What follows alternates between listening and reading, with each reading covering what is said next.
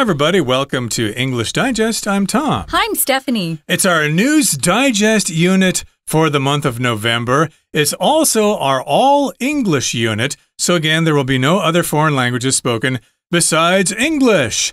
And today we're going to be talking about a sweet treat that lots of people enjoy all over the world. It doesn't have to be sweet, but it usually is.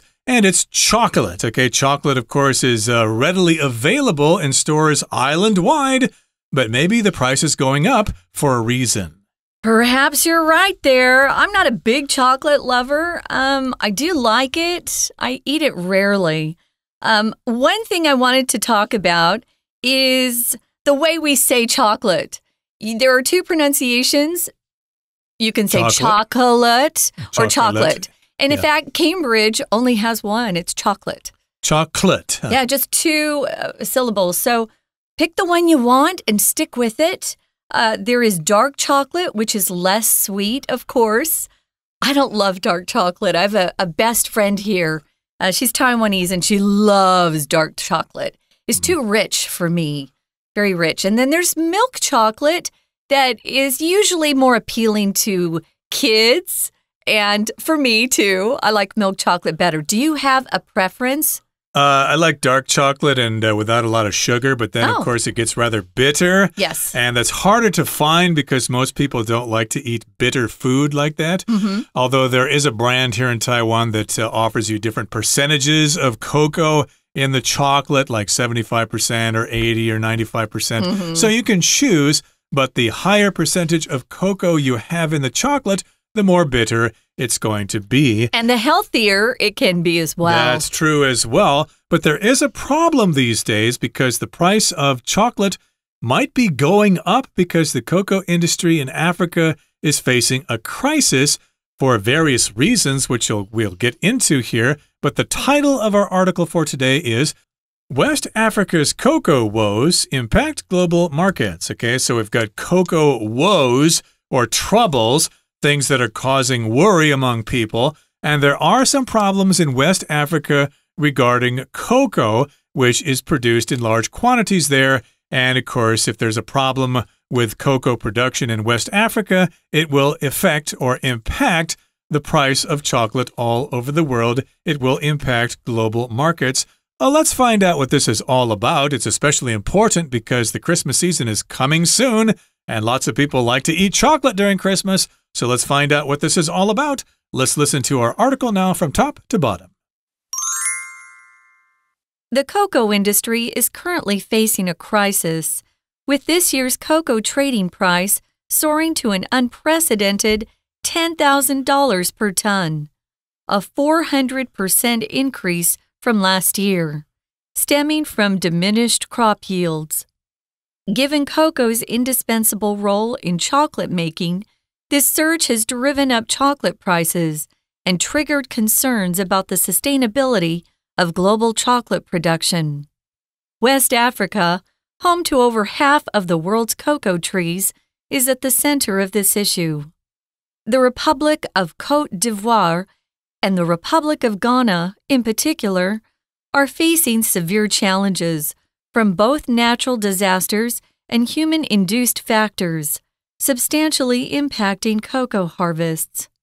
Climate change, with its continuously rising temperatures and unpredictable torrential rains, makes it difficult for cocoa trees to thrive and leaves them vulnerable to diseases such as the swollen shoot virus. Human-induced factors are intensifying this crisis further.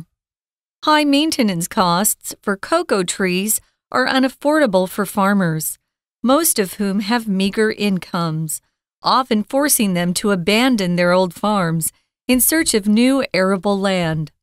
Additionally, illegal mining driven by West Africa's abundant mineral resources has not only destroyed numerous farms, but also compromised land quality, which compels more farmers to lease their land to miners for quick financial gains. In response, governments in West Africa have begun implementing solutions. For instance, Ghana has secured a $200 million loan from the World Bank to restore cocoa plantations affected by disease and return them to farmers.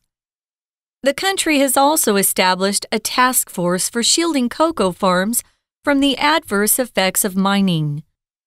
Moreover, several chocolate manufacturers are exploring cocoa alternatives to decrease reliance on traditional sources. Though the problem originates in the seemingly distant countries of West Africa, its significant impact requires continual global attention to prevent chocolate from becoming a rare luxury in the future. Okay, folks, let's dive in. We're going to try to talk a little bit more slowly today so that you can understand everything. Remember, it's our all-English unit. Let's take a look at the title, West Africa's Cocoa Woes Impact Global Markets. So, woes just refers to some things that are going wrong, to some troubles that you're having or distress that you're experiencing. Sometimes we'll be dramatic and we'll go, woe is me, oh, poor me. But that's kind of a joke. And we got it, I think, from Shakespeare, or maybe it even goes back to the Bible. It's from Hamlet, actually. Ophelia, was pretty heartbroken because Hamlet didn't love her anymore. Oh, woe is me. See, isn't that fun? So it's a fun phrase to use. Oh, woe is me. It doesn't have to be in regards to a relationship. It could be you got a bad score on your test. So let's move on. We've got the cocoa industry. They are focused on producing cocoa for chocolate. Cocoa is the plant, guys, the cocoa plant. So it's currently facing a crisis. They're having trouble. With this year's cocoa trading price, remember, you grow things and then you trade them with other countries, and you have to settle upon a price that you agree on. That trading price has soared or gone up very quickly to an unprecedented $10,000 per ton, which is a lot of money. If something's unprecedented, it's never been done or known before. So this is very, very unusual. 400% increase? That's really crazy. That's a big increase in the price of chocolate, and that is stemming from diminished crop yields. The yield, of course, is how much is produced when you grow plants or grow crops. A crop could be like chocolate or barley, corn, wheat, etc. Those are all different kinds of crops. And yes, this is a result of a diminished crop yield. The yields are going down. Diminished just means lower in quantity or size. Now, given cocoa's indispensable role in chocolate making, this surge, a surge is a sudden increase in something, has driven up chocolate prices and triggered or caused concerns to start about the sustainability of global chocolate production. If something or someone could be described as being indispensable. It just means they're absolutely necessary. You can't do without them. Maybe someone's help has been indispensable to you. Or maybe your company hired someone new that has been indispensable to the success of a project. Well, here, if you want to make chocolate, you've got to have cocoa. There's no other substitute for it. Right. It's from the cacao bean, and it's ground down into cocoa, and that's what you make. That's what you use to make chocolate. So it's indispensable. You can't have chocolate without cocoa. And this surge in the price has driven up chocolate prices. So, of course, you got the big increase or surge in the price of cocoa. And that, of course, will affect the price of chocolate, which is made from cocoa. That makes sense. Okay, of course, if petroleum goes up in price, then gasoline will be more expensive. You get the idea there. And this has triggered concerns about the sustainability of global chocolate production. So people are wondering, hey, can we bring the prices down someday? Or is this a permanent thing and then chocolate will just be too expensive for normal people to buy? That's right. And it's something that's become beloved in many societies, chocolate, right? Just think of all the sad little faces of children if they didn't have access to chocolate, especially in the West. Although chocolate's catching on in Asia as well, especially Taiwan. So we've got a problem here, and that's in the first paragraph. We set out the problem. We tell you what it is. So West Africa, where is this? And why are we talking about West Africa? Well, West Africa is in the continent of Africa. It's on the west side. Right. And it's home to over half of the world's cocoa trees. So, wow. They have a lot of the production right there in West Africa. So if we lose the production that goes on there, we're kind of in a mess, right? So it's at the center of this issue. We've got two different countries to talk about. We've got the Republic of Côte d'Ivoire, or Côte d'Ivoire, you can say it either way, and the Republic of Ghana, or we just say Ghana for short. And for short, we can also say Côte d'Ivoire as well. They're really very critical to the issue. They're right there in the middle. They're facing severe challenges. From what? Well, they've got some natural disasters that they've experienced. And the second thing is they have human-induced factors substantially impacting cocoa harvests. When you talk about something that's been induced, it means you bring something about. So humans have caused something. That's what that means. Human-caused factors. We're going to talk about what those are. Let's move on, though. Right. We've got natural disasters, of course, like too much rain or too little rain. And then we've got human-induced factors, which we'll get to right now. Climate change, with its continuously rising temperatures and unpredictable torrential rains, makes it difficult for cocoa trees to thrive and leaves them vulnerable to diseases such as the swollen shoot virus, which I'll try to explain in just a second here. But the first problem is climate change. Temperatures around the world are changing, or weather patterns are changing, and so this results in rising temperatures, and then you get these unpredictable torrential rains. Torrential just means it rains a lot. You can have a regular rainstorm, but then you can have torrential rains, like which happens here in Taiwan sometimes when a typhoon passes through. And it's like a torrent. A torrent is like a flood coming from the sky. So you've got lots of rain, and then cocoa trees probably cannot thrive. They cannot grow well because of so much water. I suppose they would have problems growing if they had too little water as well. So if there was a drought or a flood, it would be pretty troublesome for those cocoa plants. And then they're vulnerable to diseases. If you're vulnerable, that means something bad can happen to you easily, okay? So maybe a country, if it doesn't have a strong military, it might be vulnerable to attack by a stronger country because they can easily invade and take over. We'll also describe certain groups of people as being vulnerable, like small children.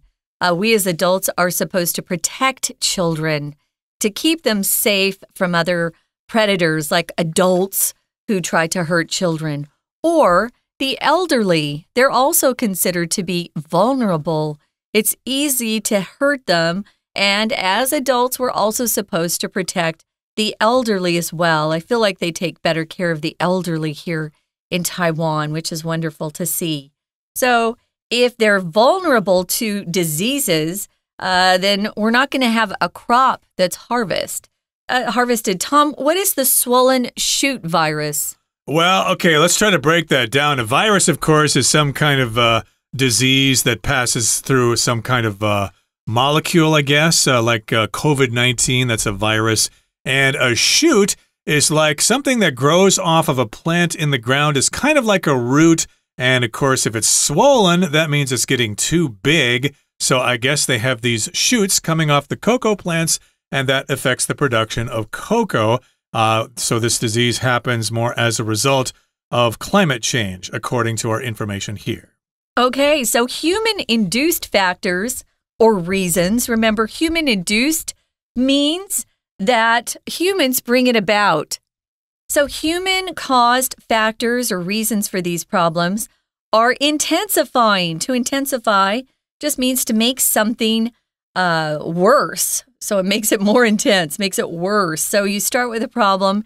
If you intensify it, you make it worse than it was before. So this is making the crisis even worse than it was originally.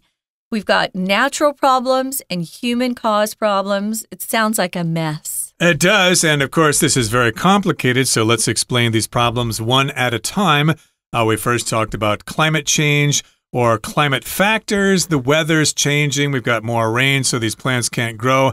And then we've got human-induced factors, factors or causes that come from people, and they don't have anything to do with the environment. This will intensify the crisis further. It will make it worse. High maintenance costs for cocoa trees are unaffordable for farmers, most of whom have meager incomes, often forcing them to abandon their old farms in search of new arable land. Okay, so cocoa trees are difficult to take care of, so we have high maintenance costs for those cocoa trees. Maintenance just means you keep something working in its original condition. Of course, you have maintenance for your car. You need to constantly change the oil and check the tires for air and change the belts from time to time. It's all about auto maintenance. So these plants require care. They need to be watered. They need to be trimmed and treated in various ways. And that's kind of expensive. It's unaffordable for these poor farmers because they have meager incomes. Here, the word meager just refers to very, very low, and it is often used with the word income. Meager income, that means I just don't make a lot of money. Okay, I can teach you a little slang here, something that you can use in your real life with friends, and that's calling someone high maintenance, especially girlfriends. If a girlfriend or a wife even is high maintenance, it means, oh, she requires you to meet her every wish. You know, she needs to be taken care of, pampered, given whatever she wants. You always have to make sure she's happy. Then there are other people who are low maintenance. They're just easygoing. They don't get upset about anything. They don't have very lofty requests or things that they want from you. You don't have to check in with them every day, several times a day, or they'll be mad at you. So high maintenance. And unfortunately, because I'm a female, I have to say that this term gets used with women more than men. If you're a high maintenance guy, it's kind of weird because most guys are kind of low maintenance. But it's kind of fun to use in real life. Here, we've got high maintenance costs, as Tom said, for the trees. So the farmers don't have a lot of money to begin with, most of whom, it says here, have meager incomes. Meager means very small. And we use it when we talk about money, your income or your earnings. If they're meager, they're very small. So this you can see is a big problem. So that often forces the farmers to abandon or leave their old farms behind in search of new arable land. Arable just means land that's appropriate or suitable for growing food, for growing crops. It's a very advanced term, arable, so don't worry about learning it. You won't be using it very much, if at all, unless you're in agriculture. Right now, guys, it's time to take a quick break. We'll be back. No Chinese teacher, we're sorry. But then we'll be back to continue talking about cocoa woes in West Africa.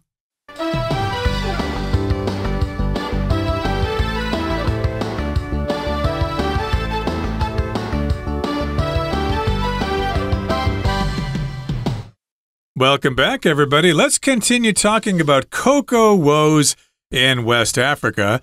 The word cocoa reminds me of the dog my neighbors had back in my hometown. It was a poodle, and I hate poodles, and I hated Coco because she was the poodle of the very spoiled housewife of the neighbor, Mr. Schroeder, but I don't really want to talk about that too much. Guess what, Tom? You could call that poodle high maintenance. Most poodles are high maintenance. If they're not happy, they let you know. They bark a lot. Indeed, and we did talk about the term high maintenance. And in this particular case, we were talking about the cocoa trees. They are high maintenance or have high maintenance costs, and they're unaffordable for farmers with those meager incomes. So these farmers often abandon those farms.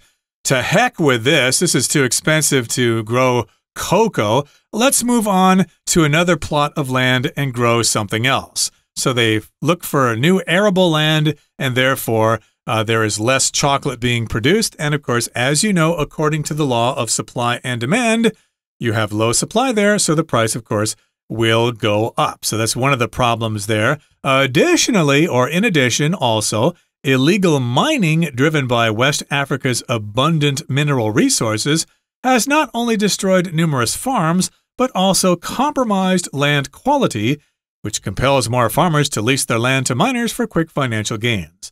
This is a long sentence, so let's break it down in smaller parts. We've got illegal mining, which is driven by the abundant mineral resources of West Africa. So mining, of course, is when people go into the earth and dig and bring things out like coal and iron and gold or whatever. And this is illegal mining. They're not supposed to be doing it, but there is a high demand in the world for minerals. It could be rare earths that they're producing there. And these minerals, of course, are used for different things. They may be used for electronic devices. Of course, your smartphone has lots of minerals in them, rare earths that are mined from the land. So that could be what they're doing. There's money in that. So the miners, of course, are digging into the ground, looking for those minerals to make money, and therefore it's causing problems for those cocoa farms. Some of that illegal mining is gold. I just looked it up.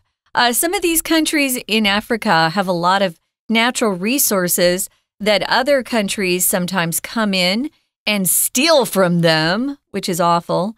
That's why Africa is still continuing to have lots of problems with poverty and war. So we hope that that changes soon.